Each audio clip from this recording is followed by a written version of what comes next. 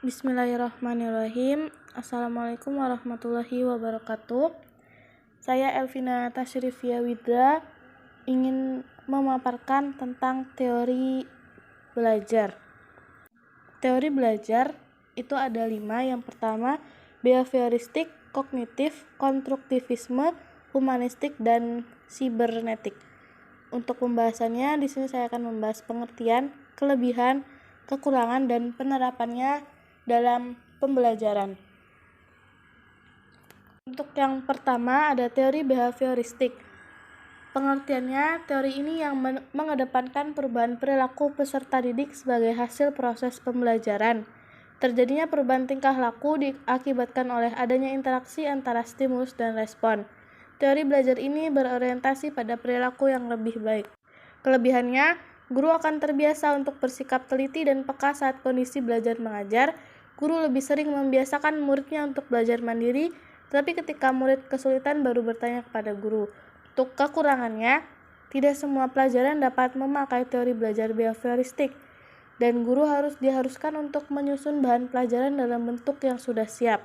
Untuk penerapannya, guru lebih aktif memberikan latihan agar terbentuk kebiasaan yang diinginkan, dan guru memberikan evaluasi berdasarkan perilaku yang terlihat. Yang kedua, teori kognitif. Teori ini merupakan kemampuan berpikir yang dimiliki seorang individu untuk memahami keterampilan dan konsep baru, maupun untuk menyelesaikan permasalahan yang ada di sekitarnya. Setiap individu memiliki tingkat kemampuan kognitif yang berbeda-beda. Kelebihannya memudahkan siswa untuk memahami materi belajar dan siswa menjadi mandiri dan lebih kreatif. Untuk kekurangannya, teori yang belum bisa digunakan pada semua tingkat pendidikan, dan pada tingkat pendidikan lanjut teori ini susah untuk diterapkan. Dan untuk penerapannya, meminta siswa untuk memberikan penjelasan tentang ide atau pendapat yang mereka miliki dan membantu siswa dalam mengeksplorasi dan memahami bagaimana ide-ide tersebut bisa terhubung. Yang ketiga, teori konstruktivisme. Pengertiannya, teori ini mengedepankan kegiatan mencipta serta membangun dari sesuatu yang telah dipelajari.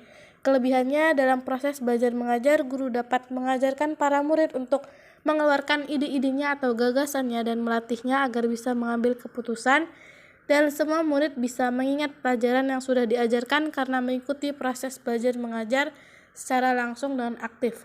Untuk kekurangannya, teori ini lebih susah untuk dimengerti karena ruang lingkupnya luas, dan tugas guru menjadi tidak maksimal karena murid diberi kebebasan lebih banyak. Penerapannya, Bapak atau Ibu guru harus mampu membentuk pemikiran peserta didik bahwa bekerja secara mandiri akan menghasilkan kegiatan belajar yang lebih bermakna. Selanjutnya, teori humanistik. Teori ini menyatakan bahwa manusia berhak mengenali dirinya sendiri sebagai langkah untuk belajar sehingga diharapkan mampu untuk mencapai aktualisasi diri. Kelebihannya, tingkat keberhasilan atau indikator penilaian dari teori belajar ini adalah murid merasa senang dalam belajar dan terjadi perubahan terhadap tingkah laku dan pola pikir bukan karena paksaan atau keinginan sendiri. Dan kedua, jika proses belajar mengajar mengutamakan pembentukan kepribadian, perubahan tingkah laku dan hati nurani, maka teori belajar humanistik sangat sesuai. Kekurangannya ada pada murid, maksudnya murid tidak mau mengerti akan potensi dirinya, maka murid itu akan ketinggalan dalam proses belajar. Untuk penerapannya, memerhatikan dan memberikan motivasi belajar kepada peserta didik. Dan jika peserta didik belum memahami tujuan pembelajaran, maka guru bisa memberikan penjelasan kembali. Untuk selanjutnya itu teori sibernetik.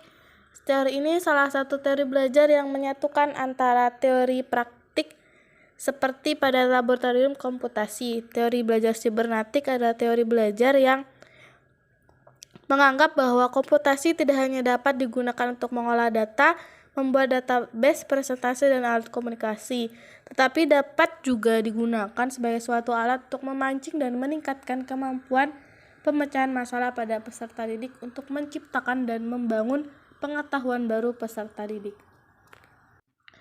Kelebihannya, cara berpikir yang berorientasi pada proses lebih menonjol, penyajian pengetahuan memenuhi aspek ekonomis, dan kapabilitas belajar dapat disajikan lebih lengkap. Dan untuk kekurangannya, Teori ini biasanya lebih sulit untuk diterapkan maupun diaplikasikan ke dalam sebuah proses belajar mengajar karena dalam melakukan pembahasan proses belajar mengajarnya tidak secara langsung dilakukan. Untuk penerapannya, menentukan tujuan instruksional, menentukan materi pembelajaran, dan mengkaji sistem informasi yang terkandung dalam materi yang akan disampaikan. Mungkin itu yang bisa saya sampaikan. Wabillahi taufik wal hidayah. Wassalamualaikum warahmatullahi wabarakatuh.